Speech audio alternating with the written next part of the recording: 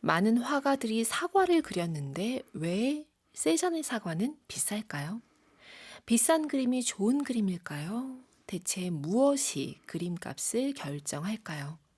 북카페 초대석 오늘은 그림값 미술사를 품고 북카페에 오신 미술 분야의 인문학적 통찰을 들려주는 예술인문학자 이동섭 작가님과 함께 그림값으로 보는 미술사 속으로 떠나보겠습니다. 작가님 나와 계십니다. 안녕하세요. 네, 안녕하세요. 반갑습니다. 네, 북카페에 지금 처음 오신 게 아니신 거죠? 네, 몇 년 전에 네. 한번 때 신간을 내고 그때 한번 온 적이 있습니다. 진짜 오랜만에 이렇게 오셨는데. 한 3, 4년 정도 된 것 같은데요. 아, 그렇군요. 네네. 지금 문소라님이요. 이동섭 작가님 전에 북카페 나오셨을 때 말씀 너무 재밌게 들어서 기대가 많이 되네요. 라고 네, 하셨습니다. 고맙습니다. 기억하시는 카페이님들이 계십니다. 그림값 미술사 출간 축하드립니다. 네, 고맙습니다. 네, 이 제목 결정까지도 굉장히 많이 고민을 하셨을 것 같고 이런 컨셉 어떻게 언제부터 좀 계획하셨는지도 좀 궁금합니다. 한국에서 이제 미술 관련해서 강의를 네. 많이 했었거든요. 네. 근데 이제 세상에서 가장 비싼 그림들의 비밀, 이런 비슷한 음. 타이틀 강의를 한 6, 7년 동안 했었는데요. 네. 이걸 책으로 쓸 생각은 사실 안 하고 있다가 아, 의외로 강의 자체를 좋아하시는 분들이 많으신데 네. 이걸 좀 나중에 복습도 좀 하고 싶은데 그 자료가 없냐 그런 얘기들을 쭉 들어오다가 이제 작년 하반기부터 이제 네. 작업을 시작했습니다. 그렇군요. 그래서 이 색감도 그렇고 너무 예쁘기도 하더라고요. 책 그림값 자체가요? 미술사. 네, 책 네네. 자체가. 네. 이 집필부터 책 엮는 과정까지 중에 특별히 어떤 순간이 좀 다시 그 순간이 제일 떠올려도 너무 힘들었어 싶을 정도로 고민스러우셨는지 궁금합니다. 한강 작가님 같은 분들은 책 쓰는 게 좀 힘드실 수 있겠죠. 내용이 소재가 어렵고 이래서. 네. 근데 저는 사실 책 쓸 때 그렇게 어렵다거나 오, 그렇진 않고요. 이제 다만 그런 건 있죠. 내가 아는 게 되게 부족하구나. 네, 말을 할 때는 되게 네. 세상을 다 아는 것처럼 막 강의를 해놓고 막상 글로 쓰려고 보니까 빈틈이 너무 많은 거예요. 오. 그래서 그럴 때는 매번 괴롭죠. 예, 이게 말보다 글이 확실히 그 지면 앞에 딱 있을 때 나의 어떤 부족함이라고 하는 것을 조금 더 느끼게 만드는 거군요. 저는 그런 것 같더라고요. 말로 할 때는 아는 듯한 기분이 들고 네. 글로 써야 확실히 아는 것 같더라고요. 그래서 우리가 이 그림값 미술사에 수록된 이런 작품들에 대해서 얘기를 할 때도 말로 할 때 완벽하게 고정되지 않은 무언가를 완벽하게 고정하고 싶어서 책을 또 펼치는 것 같아요. 그렇죠. 아무래도 이제 깎아서 딱 핵심이 되는 것들만 네. 최대한 전하는 것이 중요하지 않나 싶었습니다. 그렇군요.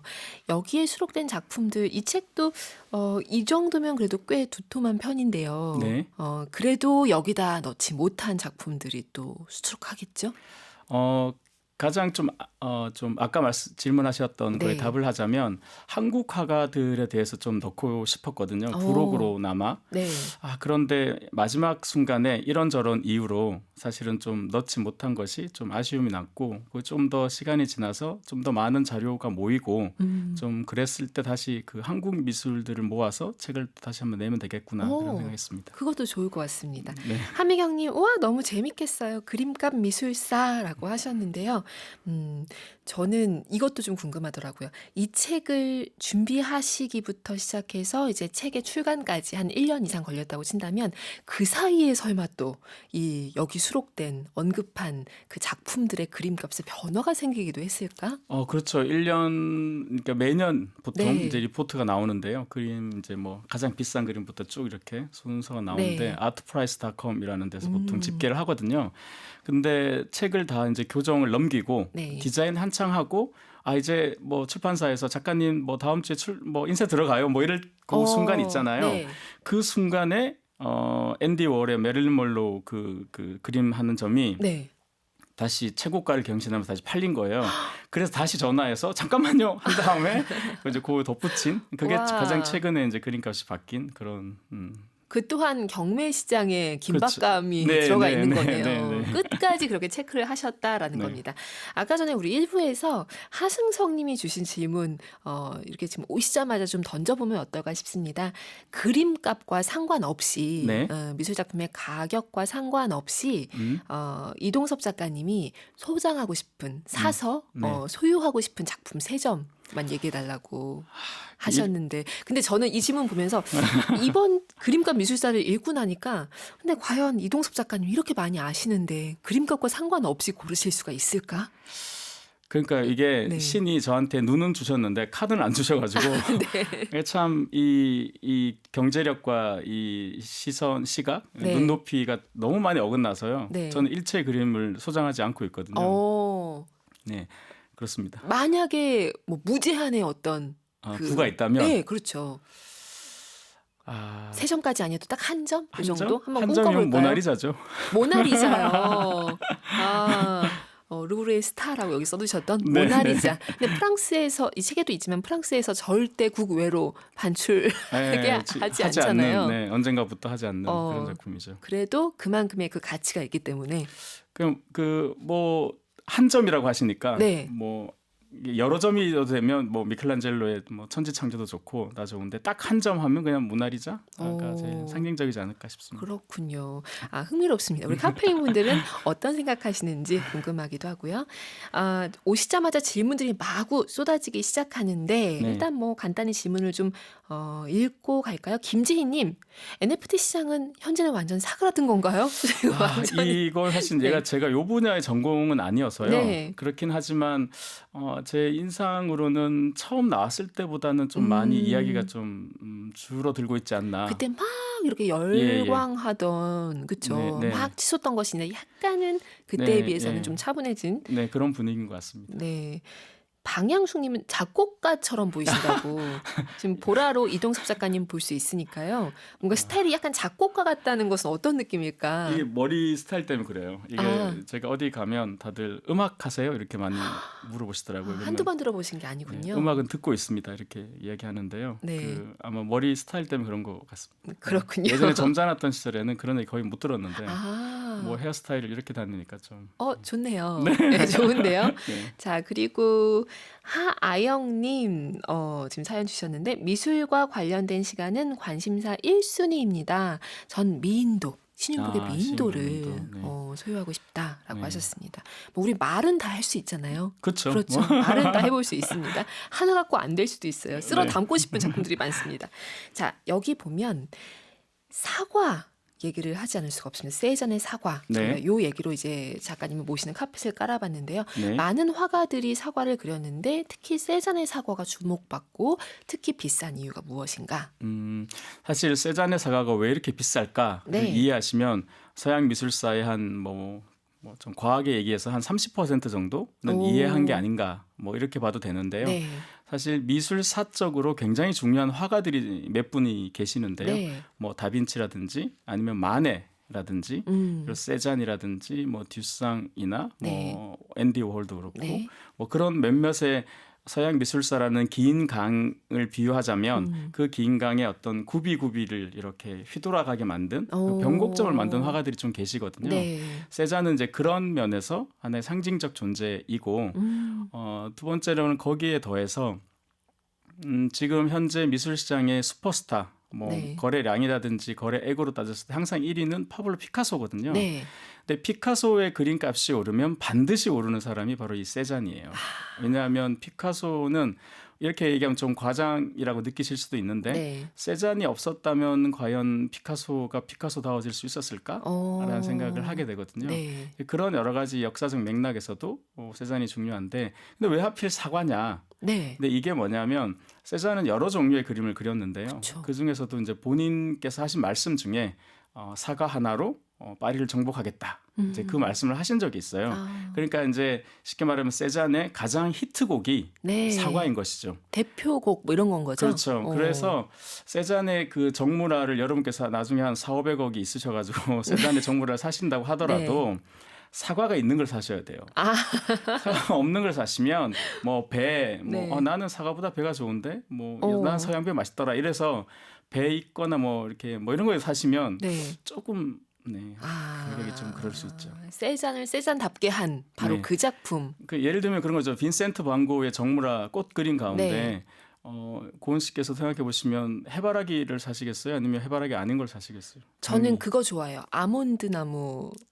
이제 질문은 그게 아니고 네. 해바라기냐 해바라기가 아니냐 해서 해바라기요? 사실 정말 개인적으로 저는 해바라기는 그렇게 좋아하지 않아요. 고흐의 작품 중에서. 네, 네. 이러면 이제 안 되는 거죠? 아니 안 된다기보다는 네. 이제 그런 소수 취향도 물론 존중하는데요. 소수 취향이구나. 네, 네. 미술 시장에서는 어쨌든 사람들이 많이 좋아하시는 작품은 고흐의 해바라기라는 것이죠. 해바라기구나. 그 약간 그런 시그니처 같은 거죠. 네. 그런 면에서 세잔의 사과도 이제 그런 함의를 가지고 있다. 보시면 될것 그렇군요. 같습니다. 여기 책에 등장한 표현으로는 이게 참 와닿더라고요. 미술사의 척추다.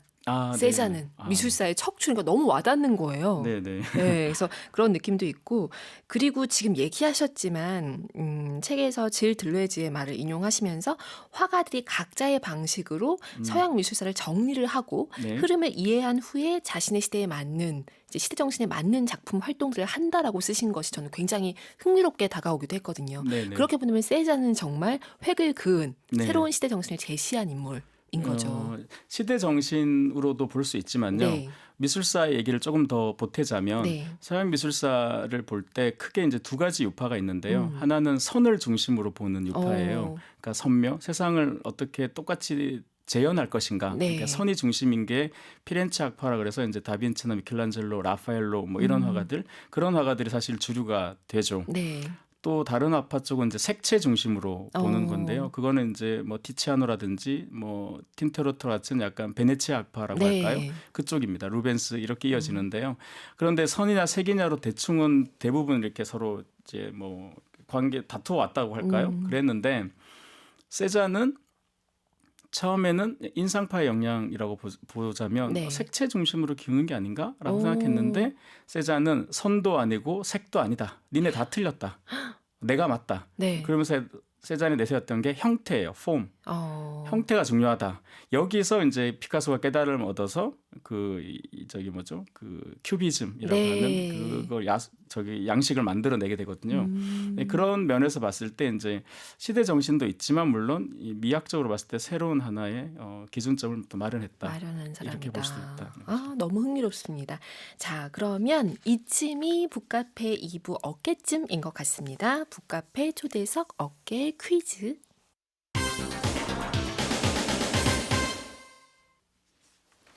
네, 어깨 퀴즈. 오늘의 문제입니다. 그는 전 세계 VIP들이 가장 사랑하는 화가고요. 20세기 초반 미술계의 트로이카 중에 한 분입니다. 트로이카가 피카소, 샤갈, 그리고 이분이신데요.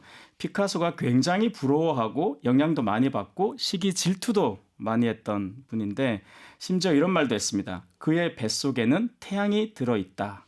색채의 마술사로 불리며 대표작으로 춤, 모자를 쓴 여인 등이 있습니다. 이 화가는 과연 누구일까요? 피카소가 시기 질투할 정도로 강렬한 화가. 힌트 주실 수 있나요?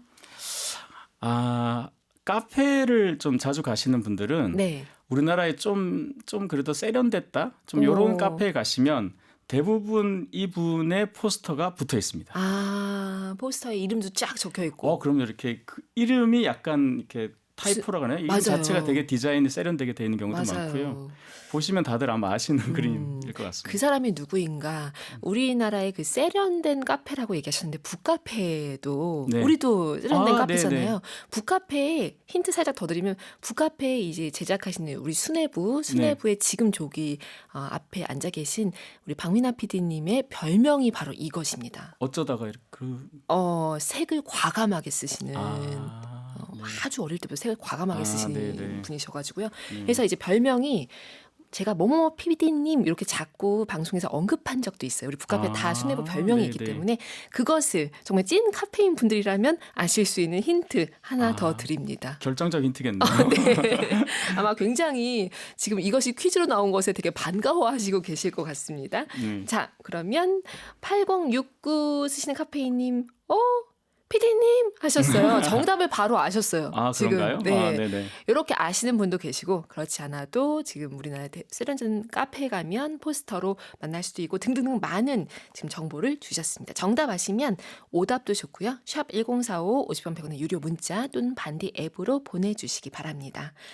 오늘 음악도 챙겨 오셨는데 첫 번째 곡은 어떤 것일까요? 재즈곡 하나 가져왔는데요. 오늘 이 퀴즈의 정답에 해당하는 이 주인공, 이 분도 이 아랍 지역을 여행을 되게 좋아하셨어요. 네. 그리고 이 분의 그림을 소유했던 대표적인 컬렉터 중에 한 분이 아주 유명 패션 디자이너였죠. 입생 로랑이라는 오. 분이 또 이분 작품을 갖고 계셨거든요. 네. 그래서 생전에 본인 컬렉션을 공개한 적이 있는데 그때도 바로 이 화가의 그림 앞에서 사진을 찍었어요. 아, 그래서 굉장히 밀접한 관련이 있어서 그 이 두 화가와 컬렉터가 다 좋아했던 그 아랍풍의 그 재즈곡, 그래서 버드 파웰이라는 피아니스트의 네. 클레오파트라스 드림 가져왔습니다. 좋습니다. 이 음악 듣고 올게요. 1981 카페이님 너무 궁금했습니다. 방금 교보에서 책 샀네요. 아, 네. 정답, 고맙습니다. 정답 궁금해서 책을 사셨어요, 지금. 네, 가장 확실한 방법이 아닐까 싶기도 하고요. 그리고 오지은님, 선곡 재즈 음악 너무 잘 어울리네요. 하셨습니다. 오, 이제 여러 가지 각도에서 생각을 하셔서 오늘 세 곡을 골라서 오신 것 같아요. 네, 맞습니다. 그렇죠. 네, 음악의 진심입니다. 음악의 진심.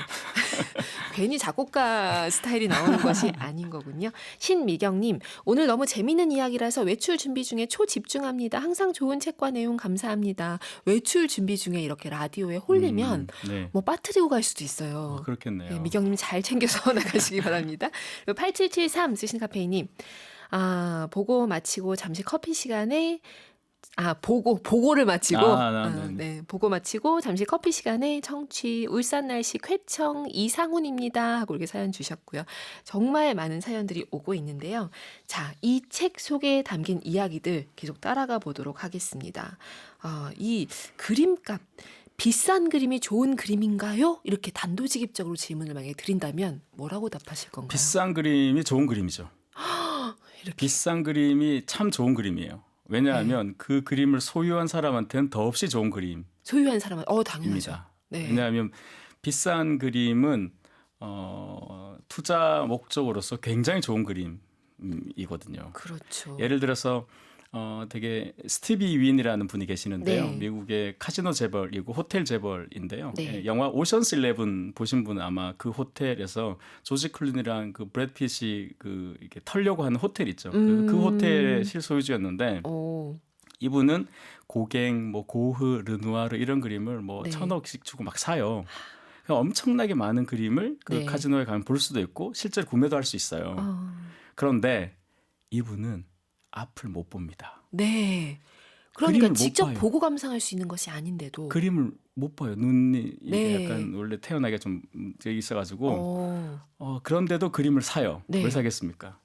투자의 가치로서는 굉장히 훌륭하기 때문에 사는 것이죠. 그렇군요. 근데 이 책에 보면 그림을 이제 수집하는 그 컬렉터들의 어떤 심리를 이렇게 쫙 여러 가지 항목으로 이제 접근하면서 얘기를 하고 계신데 투자만이 전부는 아니잖아요. 그렇죠. 여러 가지 요소가 있잖아요. 네. 근데 뭐 사실 제일 큰 건 투자인 것 같고요.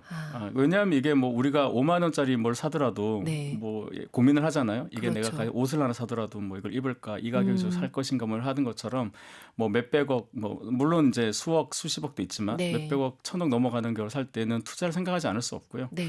두 번째는 이제 뭐 본인 자체가 그냥 그림을 보는 걸 좋아하시는 분, 수집 자체의 즐거움, 아름다움을 네. 즐기는 뭐 즐거움, 뭐 이런 것도 네. 당연히 있겠지만 제가 이번에 이 책을 내면서 생각했던 것 중에 가장 좀 흥미롭다라고 생각했던 게 예를 들면 그림이라는 것이 하나의 족보처럼 그러니까 명예의 상징물 같은 거죠. 네. 예를 들어서 뭐 이 그림이 원래는 어느 회장이 갖고 있었던 건데 네. 이번에 내가 뭐 투자를 잘해서 돈이 많이 생겨서 그 그림을 제가 사요. 네. 그러면 이 프로브넌스라고 하는데 그림의 출처거든요. 이 족보인데 거기 어떻게 됩니까? 그 처음에는 만약에 다빈치였고 네. 그다음에 전설적인 프랑스 왕이 갖고 있다가 어. 귀족이 갖고 있다가 어느 뭐 아주 유명한 뭐 20세기 재벌 록펠러 네. 가문 뭐 이런 애 갖고 있다가 그게 저한테 왔다 생각해봐요. 그렇죠. 그럼 이건 엄청난 뭐라 그럴까요? 내가 이게- 그 급인 거죠. 아 그렇죠. 그런 느낌 확 드는 거죠. 아. 그러니까 그런 것도 중요하다 보니까 포브스라는 그 경제지의 네. 부자 순위와 이 주요 컬렉터의 순위가 거의 일치한다. 뭐 그런 말을 할 정도인 거죠. 와, 이게 사람의 그 심리적인 것이 많이 네, 작용을 하는 거네요. 네, 아무래도 그렇죠. 그리고 이제 책에도 써두셨지만 그 창작자 그리고 소장자, 소장 이력도 지금 얘기하셨지만 창작자와 소장자의 어떤 재능과 안목이 이제 이걸 내가 갖고 있음으로써 뭐 투자의 의미도 있겠지만 나에게도 내 삶에도 그대로 적용되리라고 하는 이상한 믿음까지도 생길 수 있는 거 아니에요? 그러니까 왜 그런 거 있잖아요. 뭐 어떤 사람 믿지 않으면 이건 아무것도 아닌 그냥 막대기인데 네. 이 막대기에 만약에 뭐 예를 들어서 종교적으로 봤을 때 이제 중세에 흔했던 건데 네. 예수 그리스도가 뭐 이걸 한번 잡았던 막대기다 아. 하면 네.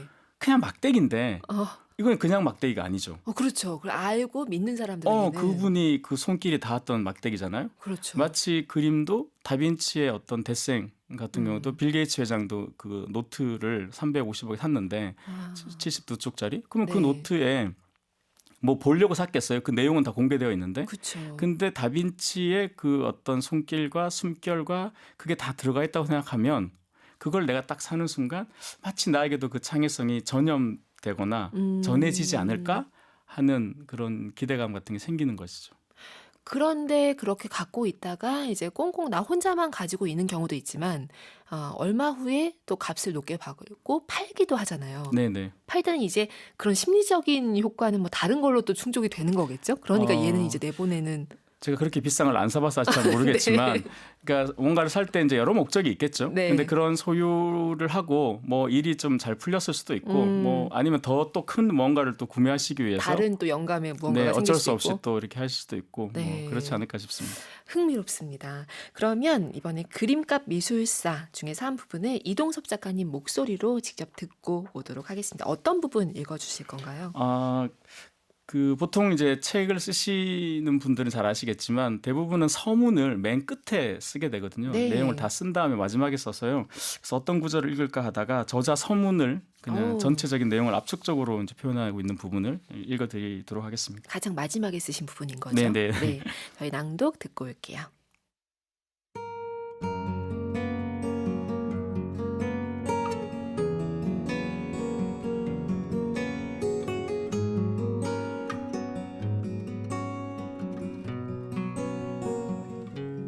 이웃 할아버지도 갖지 않으려던 고우의 그림이 지금은 미술 시장의 슈퍼스타가 됐다.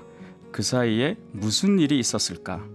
고우의 그림은 그대로인데 그림의 가격을 결정하는 모든 요소가 완전히 변했기 때문이다. 그림은 미술사만으로 이해되나 그림값이 결정되는 미술 시장은 미술사, 경제학, 역사학, 심리학, 언론학 등을 종합적으로 살펴봐야 이해된다. 이 책에서는 미술 시장에서 가장 중요하게 고려되는 9가지 요인과 그에 해당하는 사례들을 함께 소개한다.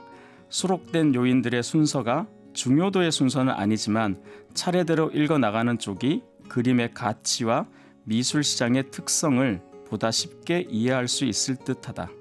아울러 억만장자들이 사고 파는 천문학적 가격의 그림들이 반드시 역사적으로 중요하거나 모두가 좋아할 만한 작품은 아니라는 점도 알게 될 것이다.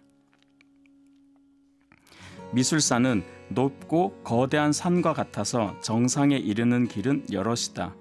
그림값을 길잡이 삼아 나는 서양 미술사의 정상에 이르는 새로운 등산로를 소개한다.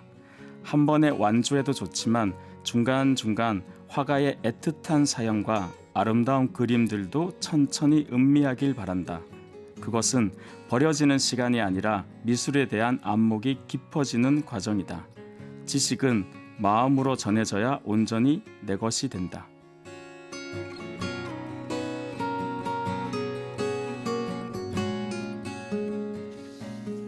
그림값 미술사의 한 대목 이렇게 이동섭 작가님 목소리로 만나봤습니다. 이 이웃 할아버지의 후손들 굉장히 많이 후회했을 것 같아요. 안타까워했을 것 같아요. 그러니까 고흐가 빚을 진 거잖아요. 그쵸. 이제 그 생애 마지막 순간에 네. 머물렀던 마을에서 전하는 신문인데요. 사실 여부는 조금 불투명하긴 하지만 네. 자주 인용되는데 고흐가 이제 돈을 빌려서 그 할아버지한테 빚을 못 갚고 있으니 네. 너무 미안해서 아, 수레에다가 이제 여러 그림들을 실어서 가져갔어요. 그래서 할아버지 제가 돈을 당장 못 갚을 것 같으니 네. 그 이 그림이라도 좀 받아달라 했더니 할아버지가 그 외국의 청년이 이제 하는 말이잖아요. 네. 그 프랑스이고 네덜란드인이니까 반고는 그래서 아니 괜찮다. 내가 돈은 받은 셈 치겠다라고 얘기하고 돌려보내신 거죠. 아까 미담이긴 하나. 미담인데 근데 이제 그리고 나서 이제 고우가 너무 상심한 채 네. 이렇게 돌아가고 나니까 이제 그 할머니가 옆에 있던 할머니가 그렇게 얘기했다고 하죠. 여보, 그 수레라도 받지 그랬어요. 오, 예, 그런 얘기인데요. 약간 뭐 진위 여부는 좀 불투명하긴 네. 하지만 그 후손들이 좀 아쉬울 수 있죠. 그렇죠. 아차 싶었겠죠. 네. 그런데 그 생각도 들어요. 여기 보면은 뭐 예를 들면 미술값을 결정하는 것이 이제 이것이 어디에 있었었는지 뭐 네네. 소장 이력이라든지 아니면은 뭐 하다못해 액자 같은 것도 영향을 끼칠 것 같거든요. 네네. 뭐 대대로 내려오는 아주 거대한 뭐 또 그런 네네. 액자라든지. 그러니까 고흐가 수레가 아니라 예를 들면 좀 거창한 포장을 좀 해가지고 좀 옷도 멀끔하게 입은 채로 그러니까 가상의 상상이지만 네네. 그렇게 해서 만약에 내밀었다면 그럼 받을 수도 있지 않았을까요? 음, 뭐 별 볼 일 없다고 생각했으니까 안 받은 거 아닐까요? 그런 것도 있지만 그 제가 읽은 기사의 뉘앙스로는 네. 이 할아버지는 그 돈이 그게 큰 돈이 아니니까 그냥 뭐 그냥 받은 셈 치겠다 이런 거지. 아, 그 고우의 캐릭터상 네. 옷을 살 돈이 있었으면 그렇죠. 할아버지한테 갚았겠죠. 아, 그렇긴 하네요. 아무튼 안타까운 네, 그 후손의 마음이 느껴지기도 합니다. 네.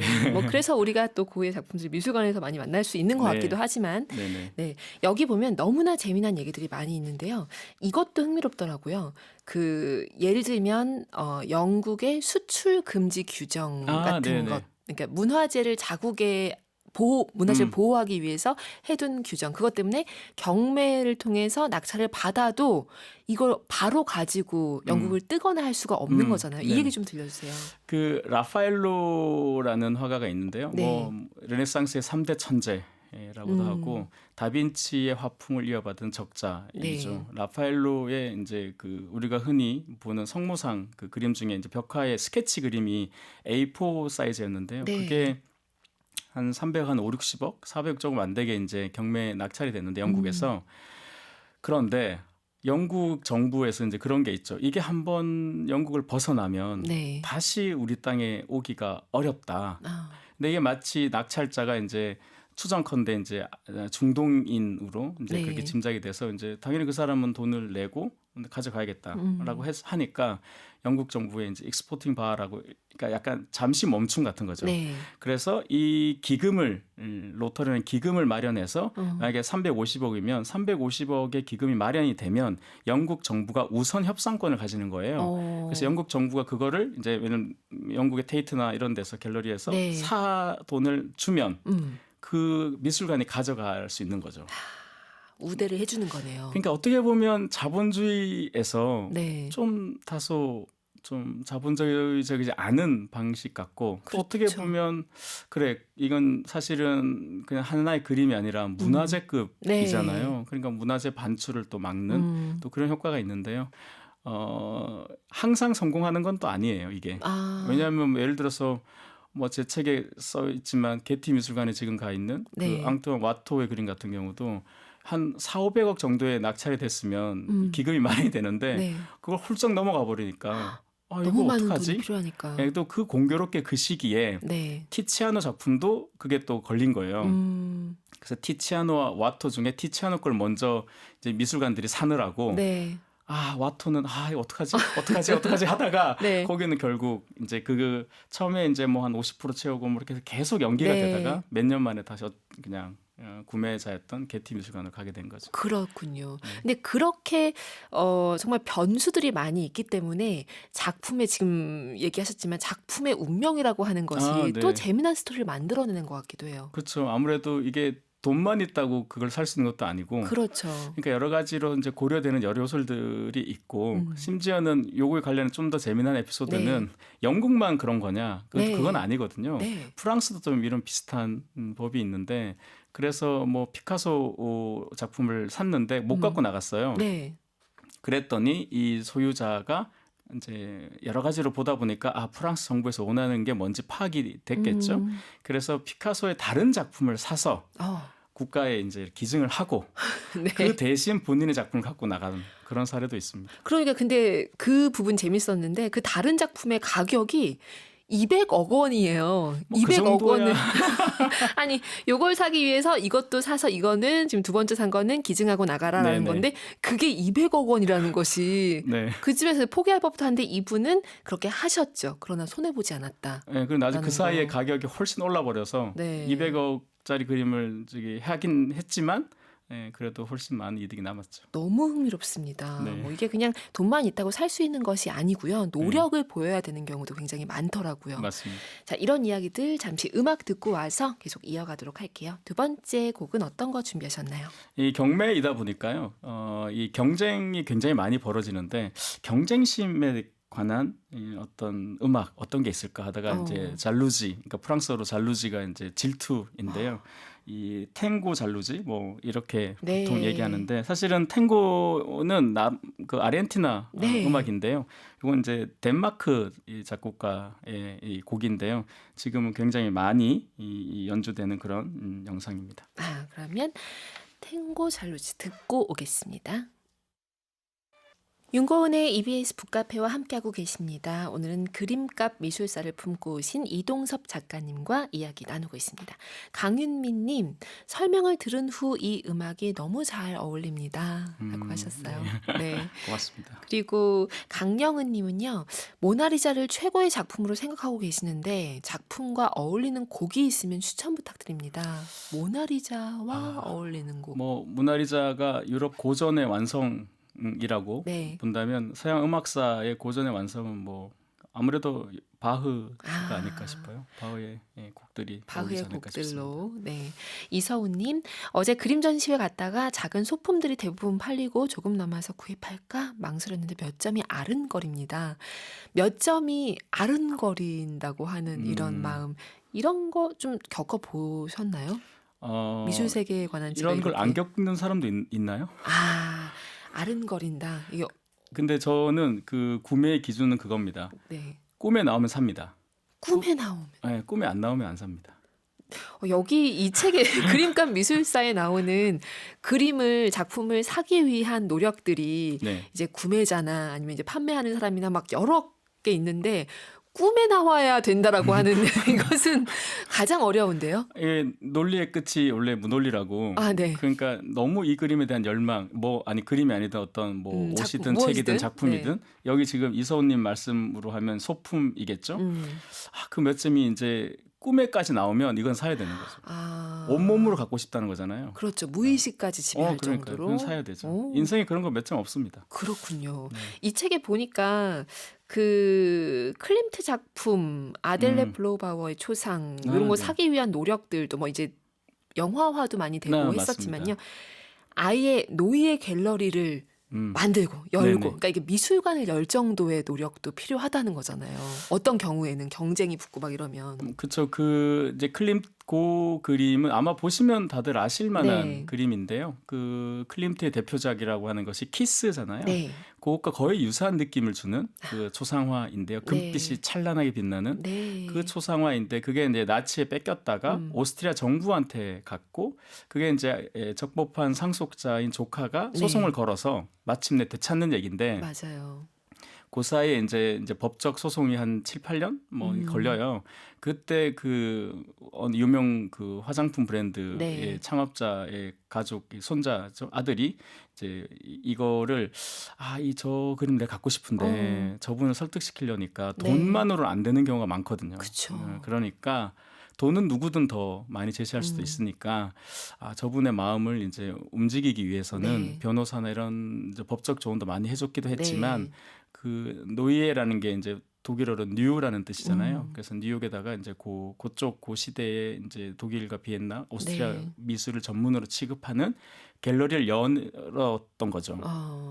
그걸 보고 이제 이 조카분이 그 그림을 갖게 되었을 때 네. 돈뿐만 아니라 그래, 이 그림을 잘 보관할 수 있고 가치를 제대로 전달할 수 있는 곳이 저희가 아니겠는가, 뭐 그렇게 생각하셨겠죠. 그러니까 이런 이야기 뭐 책에도 많이 나오지만 지금 여러 편의 영화 언급도 있거든요. 뭐 네네. 우먼 인 골드도 있었고 베스트 오퍼도 있었고. 베스트 오퍼. 예. 네, 그러니까 많이 있는데 이렇게 미술 시장의 움직임까지도 다루고 있는 이런 영화들을 보시면 네. 어떠세요? 이제 실제와 영화와 어떤 게 더 독하다, 자극적이다라고 느껴지시는지도 궁금하고. 실제가 조금 더 독하지 않을까요? 실제가 더. 예, 뒤에서 일어나는 네. 일들은 뭐 확인이 잘 안 되기도 하고 네. 그 설들이 난무하기도 하고, 오.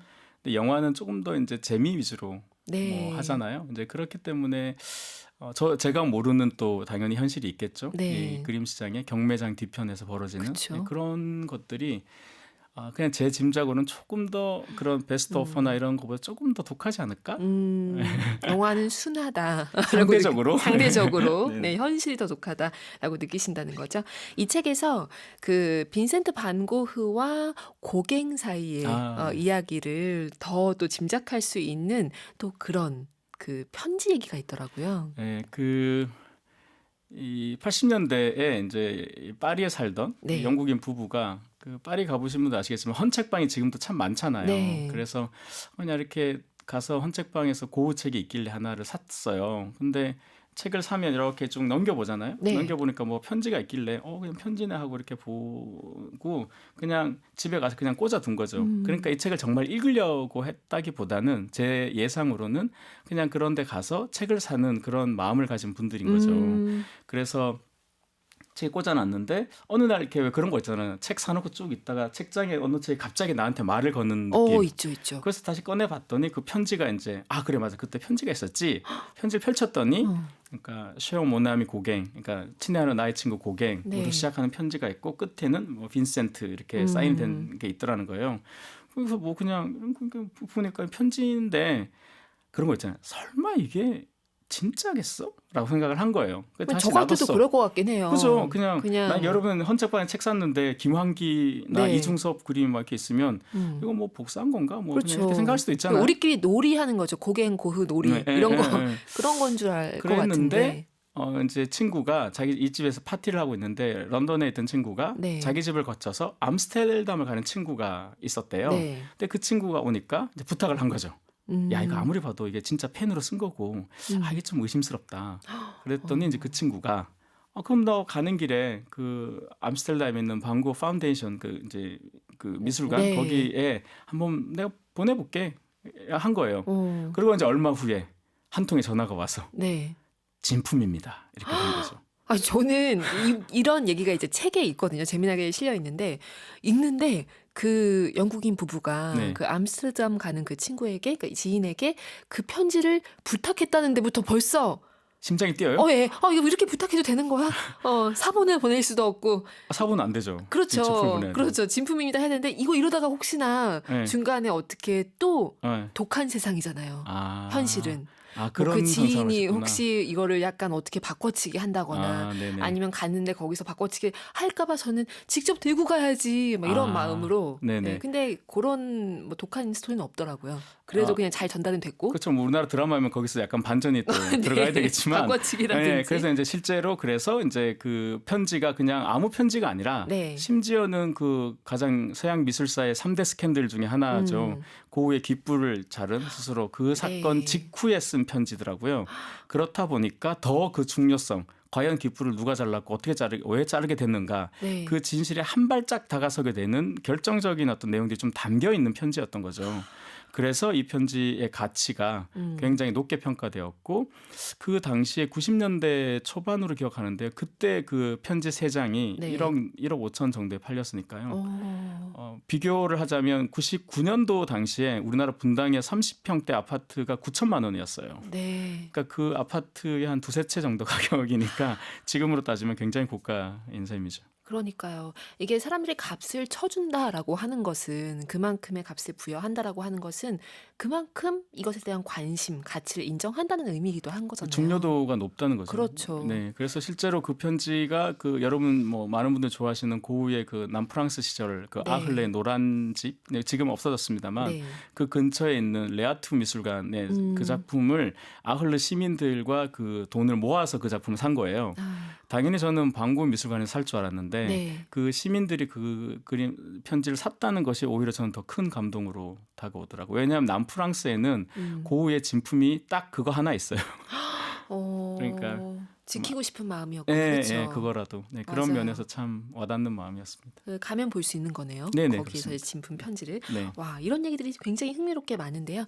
이 책에 정말 수많은 예술가의 삶이 들어가 있고, 그리고 예술가 홀로 존재하는 것이 아니라는 것을 또 한 번 깨닫게 네네. 됐어요. 음, 화가가 있으면 당연히 화상도 음. 있어야 되고, 이들의 구조가 어떤지도 좀 얘기를 해주시면 좋을 것 같아요. 사실은 많은 분들께서 여쭤보는 게 이제 저한테 물어보시는 게 그런 거거든요. 네. 스타는 태어나냐 만들어지냐. 그러니까 어, 어느 분야든 그런 얘기가 있죠. 그렇죠. 근데 굳이 하나를 선택하라면 만들어지는 쪽이 아닌가. 아, 왜냐하면 그림을 이제 그리는 화가들이 아무리 시대 정신을 포함하고 있고 대단한 예술성이 있다 손 치더라도 이 작품을 알리고 보다 많은 사람들에게 가치 평가를 하게 만드는 존재가 필요하거든요. 네. 그런 일을 하는 분을 이제 아트 딜러, 화상이라고 하는데요. 그 화상의 역할을 통해서 이 화가의 작품이 이제 어떤 가치를 부여받게 되고 사람들 눈에 이제 중요성을 인식하게 네. 만들고 뭐 그러니까 미술사는 화가들의 역사이지만 미술 시장의 역사는 아트 딜러, 즉 화상의 역사라고 봐도 무방한 것이죠. 그래서 피카소가 이렇게 전 지구적 스타가 되는 데는 네. 그 원래 이제 프랑스에 있던 그 화상과 결별하고 다른 2명의 화상과 계약을 하면서부터거든요. 아, 이제 그런 것처럼 이 화상의 역할이 굉장히 중요하다라고 볼 수 있습니다.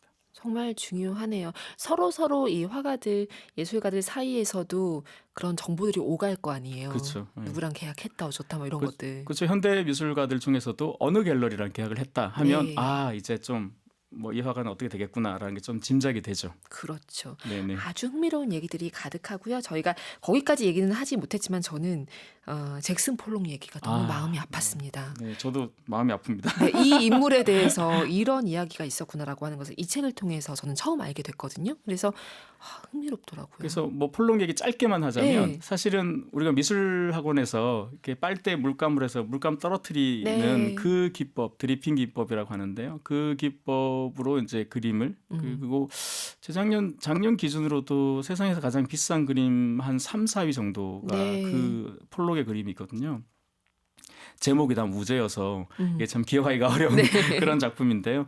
사실 그 화가의 그 예술성도 분명히 있고 네. 시대 정신도 있고 다 있는데 이것이 이제 미국이라는 국가기관의 어떤 조직적 개입이 있어서 이게 더 스타가 된 면이 있다는 게 나중에 이제 밝혀졌거든요. 그러니까 이념 전쟁 같은 것이 그쵸. 어찌 보면 네. 도구가 된 거잖아요. 네. 그래서 어떻게 보면 저는 책에서 그렇게 썼는데 폴록은 미국이 만들어낸 예술적 핵폭탄 같은 것이죠. 그러니까 이제 소련과 경쟁하던 시절에 네. 미국은 자유주의 진영을 대표했잖아요. 그래서 그 기법 자체가 자유롭잖아요. 그렇죠. 딱 보자마자 자유롭다 이게 느껴지니까 좀 CIA에서 이제 모마라든가 이런 여러 기관 미술관들을 움직여서 네. 폴록을 이렇게 좀 띄운 면이 있지 않나. 스타로 만든 듯한 네, 스타로 원래도 만들었죠. 있었지만 네. 이런 이야기가 가득한 책 많이 찾아보시면 좋겠습니다. 저희 정답을 발표를 할까요? 오늘 네, 오늘의 정답은 색채의 마술사라고 불리는 전 세계 VIP들이 가장 사랑한 특히 이제 입생 로랑 컬렉션으로 유명한 바로 앙리 마티스였습니다. 마티스. 마티스. 네. 마티스 PD님도 북카페에 지금 계시거든요. 그러시군요. 네. 그래서 마티스입니다. 그리고 이것과 또 관련 있게 오늘 북카페 에디션도 만들어 주시기로 하셨어요. 네, 그 마티스의 그 작품이 굉장히 많은데요. 우리나라 카페에서 보면 그 하트 그 볼브라는 잡지 표지로 맞아요. 많이 유명한 그 하트가 유명해서 저도 오늘 그 하트를 이 책에 그리도록 하겠습니다. 네, 하트를 그려주시기로 했습니다. 아, 너무 쉬운 거 아닌가라는 생각이 잠깐 들었는데, 하트요? 네. 쉽죠. 네. 좀, 네, 너무 쉬운 거 고르신 거 아니에요? 약간 뭐 아. 좀 추가해 주세요. 생각해 보니까 너무. 쉽기 때문에 얼마나 잘 그리는지 더 여실히 드러날 것입니다. 알겠습니다. 그러면 북카페 에디션 마티스의 하트입니다. 오늘 북카페 나와서 함께 나눈 시간들이 빠르게 흘러가는데 어떠셨나요? 네. 준비한 질문도 있고 또 네. 그 고은 씨께서 직접 또 저한테 던진 질문도 굉장히 흥미로웠고요. 시간이 이렇게 금방 끝날지 너무 아쉽네요. 네. 이 미술 관련 이야기들, 예술 관련 얘기들 쭉 이렇게 보다 보시면 우리 인생과 굉장히 많이 닮아 있잖아요. 그쵸? 여러 사람의 인생을 보는 거니까요. 네. 어떤 깨달음 같은 것을 매 순간 느끼실까? 이것도 좀 궁금해요. 요즘은 그런 말 하죠. 영화관이 지고 미술관이 뜨고 있다. 그래서 미술에 관심을 많이들 가지시는데요. 네. 미술의 역사라는 것은 결국 화가의 역사라고 음. 하거든요. 근데 그 화가들을 보시면 예를 들면 다빈치나 미켈란젤로라든지 아니면 네. 아까 말씀하신 폴록이나 뭐 이런 분들 보시면 굳이 뭘 저걸 저렇게까지 하지? 이런 게 있어요. 그런데 굳이 저걸 저렇게까지 하니까 저 작품이 나오는구나. 그래서 예를 들면 저는 그 화가들, 예술가들 통해서 많이 인생을 배우는데 네. 예를 들면 다빈치가 자기 취업하려고 엄청나게 이력서 열심히 쓰거든요. 네. 다빈치도 이렇게 열심히 쓰는데 나도 열심히 써야지 이렇게 그런 것도 있고 좀 우리가 결과와 세속의 명성만으로 예술가를 평가하지 마시고 그분들이 거기까지 가는 그 과정을 좀 집중하시면 우리 일상에도 조금 도움이 되고 좀 그래도 위안도 되고 또 그렇게 되지 않을까 싶습니다. 너무 좋은 얘기 감사드립니다. 오늘 끝곡은 무엇으로 준비하셨나요? 많은 분들이 좋아하시는 그 유재하의 신곡이 이제 오늘 저녁에 이제 발표가 되는데요. 그 곡은 오늘 저녁에 발표돼서 별 같은 그대 눈빛이라는 네. 곡인데 그건 좀 아쉽게도 오. 못 들어보시고 대신에 그 몇 년 전에 그 LP를 내면서 기념판으로 유재하가 그 집에서 통기타를 치면서 가족들에게 들려줬던 네. 그 곡 바로 빈센트 반 고흐의 삶을 노래한 빈센트입니다. 네, 이 곡을 오늘 끝곡으로 준비해 오셨습니다. 이동섭 작가님표 북카페 에디션 그림값 미술사 받으실 분은 8773 쓰시는 카페인님, 1707 쓰시는 카페인님, 그리고 정지헌님 세 분입니다. 북카페 홈페이지 선물방 오셔서 이름 확인하시고 주소 등등 남겨주시기 바랍니다. 오늘 함께해서 너무 좋았습니다. 네, 고맙습니다. 또 뵙기를 기대하고 있을게요. 카페인 분들 오늘도 고운 하루 만드세요.